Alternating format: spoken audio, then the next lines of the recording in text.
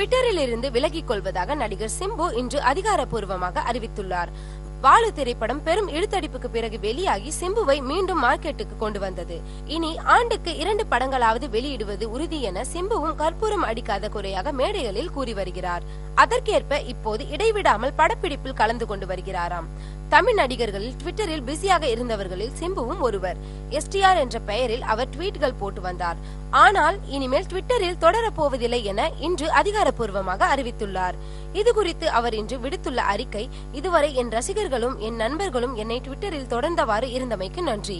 இன்று முதல் எனது ட்விட்டர் எனது ரசிகர் மன்ற நிர்வாகிகளால் நிர்வகிக்கப்படும். தேவைப்பட்டால் மட்டுமே நான் என் கருத்தை பதிப்பேன். ஒரு நடிகனாக என்னுடைய கடமை என் ரசிகனுக்கு நல்ல தரமான படம் கொடுக்க வேண்டும் என்பதுதான். அவர்களுக்கு என்னுடைய தொடர்ந்து வெற்றி படங்கள் தருவதில் தானே தவிர இதை போன்ற சமூக வலைதளங்களில் இல்லை என்பதையும் நான் உணர்ந்து கொண்டேன். என்னுடைய இந்த முடிவை என் ரசிகர்கள் ஏற்றுக்கொள்வார்கள் என்பதில் எந்த சந்தேகமும் இல்லை என்று கூறியுள்ளார் சிம்பு.